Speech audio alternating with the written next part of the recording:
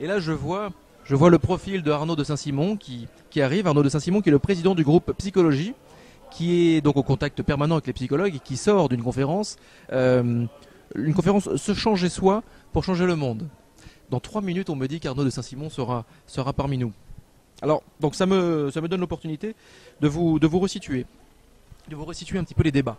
Aujourd'hui, nous avons parlé avec la RATP, avec KPMG, avec la Maïf, avec Alter Eco, Tristan Lecomte, mais également avec le groupe Nature et Découverte, avec le Crédit Coopératif, avec The Green Prod. Et là, donc, Arnaud de Saint-Simon qui arrive. Bonsoir Arnaud. Salut Éloi. Ça va? Hop, je vous donne, alors attendez, parce qu'à chaque fois je me fais avoir, là il faut que ce soit vert, voilà, c'est vert. Donc nous sommes en direct sur la page Facebook de l'Université de la Terre, nous sommes en direct sur le site ecoloinfo.com, nous sommes en direct sur le site du Crédit Coopératif. Et je serai complet en disant que vous êtes en train d'être live tweeté, attention, sur Twitter, donc hashtag Univterre. Là vous sortez d'une conférence, vous êtes encore en plein dedans peut-être. Je suis à fond. Vous êtes à fond. Sur se changer soi pour changer le monde. C'est un vaste programme. Ça s'est passé comment? Ça s'est passé, c'était intéressant parce qu'en fait, d'abord l'intitulé a un peu dérangé, ce qui est plutôt pas mal. Ouais. Parce que voilà, quand on a fait un intitulé volontairement un peu provocateur, c'est vrai qu'il ne suffit pas de se changer soi pour changer le monde. C'est une évidence. En revanche, on attend trop des politiques, des chefs d'entreprise, des experts, des scientifiques, des maires, des préfets, des autres qu'ils changent le monde, alors que nous pouvons soit nous changer, soit au moins changer de regard. Ouais. Et très souvent, soit on reporte la faute ou la responsabilité ou la culpabilité sur les autres, mais il y a aussi, vous savez, Freud disait on est bien plus attaché à sa névrose qu'à soi-même, donc qu'à sa personnalité, je crois. Et donc, voilà, il y a des tas de fois où on n'est pas prêt à se changer soi. Et donc, nous, on voulait juste faire passer ce message que voilà, il y a beaucoup de choses qu'on peut enclencher chez soi, dans les entreprises, dans la société. Bref, beaucoup de choses qu'on a montrées dans le numéro spécial de psychologie, là, distribué. Que nous avons montré plusieurs fois aujourd'hui. Ah, c'est sympa. Pour illustrer également le propos et illustrer et bâtir une nouvelle société. Finalement, ça revient à balaye sur le pas de ta porte.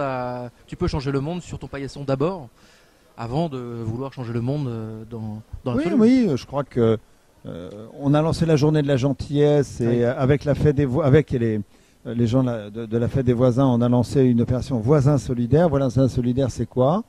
C'est 800 mairies qui s'associent pour mettre à la disposition de gens des kits qu'on peut mettre dans les quartiers, dans les immeubles, dans les cages d'escalier et dans lesquels les personnes âgées disent moi je veux bien qu'on fasse mes courses, en revanche je suis là toute la journée, et pour ceux qui travaillent je peux récupérer, les recommander, voilà, encourager les solidarités de proximité. Il y a beaucoup de choses très simples qu'on peut faire si on ose et qu'on n'attend pas que ce soit l'autre qui commence à changer pour soi-même changer. Mais ça c'est super intéressant parce qu'on en parlait également tout à l'heure avec un blogueur, The Green Pod, qui est en train de construire des dirigeables. Donc on commence à en parler et en fait on s'aperçoit qu'on revient souvent aux recettes de nos grands-parents, de nos ancêtres, à des recettes de bon sens avant tout. On en revient à juste regarder comment ils faisaient à l'époque, donc l'idée des coopératives, l'idée du partage, l'idée de la relation de voisinage, l'idée des dirigeables, c'est une idée d'avant la Première Guerre, et finalement on en revient peut-être à savoir se poser, mais il faut juste bien le comprendre et pas le comprendre en disant que c'est un recul. Voilà, je crois que l'idée de s'appuyer sur la proximité, la solidarité, la communauté, elle n'est pas nouvelle. Il y a même eu beaucoup d'utopies dans les années 70 là-dessus. Il y a eu le phalanstère bien avant, au 19e siècle. Je pense que ce qui est nouveau dans ce qu'on disait aujourd'hui, c'est la notion de transformation personnelle. Et ça, c'est vraiment une idée neuve de la fin du XXe siècle. Ouais. Celle de notre capacité à nous transformer. Avant, cette idée émanait un petit peu de la philosophie, mais enfin, elle était réservée à un petit nombre de gens. Alors on en a parlé hier parce que vous avez peut-être, vous qui êtes derrière votre écran, vous étiez peut-être également derrière votre écran hier soir. Nous avons chatté avec François Lemarchand, Joël de Ronet et Arnaud de Saint-Simon. C'était finalement l'amorce de ce grand week-end de chat et de Web TV. Nous avons abordé le côté constat, le côté très négatif et ce besoin de viraliser l'enthousiasme, de pollinisation positive. Ça c'est une super idée, mais c'est bien gentil. Mais comment faire, vous qui êtes homme de médias? Et puis d'ailleurs, vous êtes administrateur du syndicat de la presse magazine. Donc finalement, vous connaissez particulièrement bien ce monde-là. Donc pas forcément la presse mensuelle d'ailleurs, la presse magazine. Comment faire pour porter des bonnes nouvelles? Comment faire pour parler de choses positives? On a l'impression que les médias sont figés sur les trains qui n'arrivent jamais à l'heure, sont figés sur ce qui ne va pas. Et ça entraîne peut-être un côté négatif, on baisse tous les bras. Alors je crois que ce qui marque cette université de la Terre, c'est d'arrêter de s'opposer et aussi peut-être d'arrêter d'accuser les politiques et les autres et les médias. Les médias ont leur part de responsabilité. Ouais, hein. Mais pas toutes.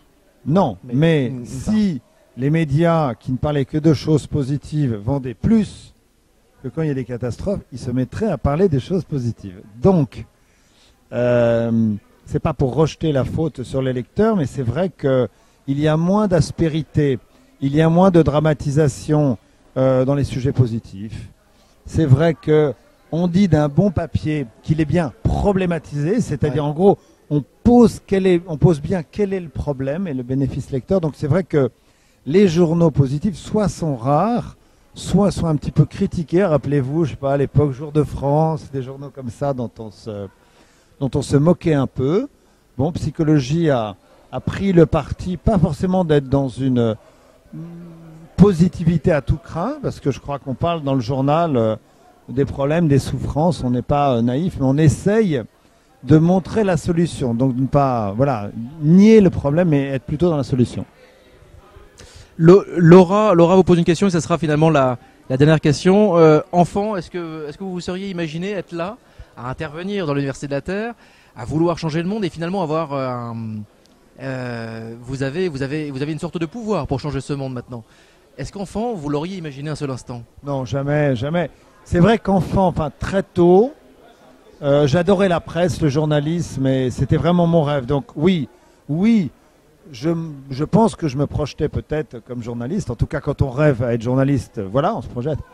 Je ne me voyais pas faire un journal lu par des millions de personnes, le faire en Chine, en Angleterre et ailleurs, avoir un site web avec... je ne me voyais pas dans une exposition aussi publique qu'aujourd'hui. Donc c'est vrai que ça donne vraiment des responsabilités dans ce qu'on peut dire et transmettre. Et vous étiez un enfant qui avait une ouverture sur la société, une ouverture sur la nature aussi. Je dis ça parce qu'on en a parlé tout à l'heure avec Nathalie Torgeman qui a participé aux Universités de la Terre Junior, à l'élaboration de ces Universités de la Terre, qui sont une vraie innovation cette année, et innovation très positive. On voit des enfants entre 6 et 14 ans qui sont tout à fait éveillés au développement durable. Alors, cette culture du développement durable n'existait pas quand j'étais enfant. En revanche, la sensibilité à la nature, oui, parce que j'avais une maison de campagne, mais j'étais pas non plus, je veux dire, je suis né à Paris, j'aime la nature, mais j'ai jamais eu une relation, on va dire, très fusionnelle avec la nature, mais vraiment, j'aime la nature, la beauté de la nature, elle me touche, peut-être plus aujourd'hui qu'avant. Ouais. Très bien. Nous allons finir ici, finir là. Non, peut-être, ma dernière question rituelle. S'il y avait un verbe que vous emmèneriez avec vous et qui résumerait à lui seul bâtir une nouvelle société? Oser. Osons.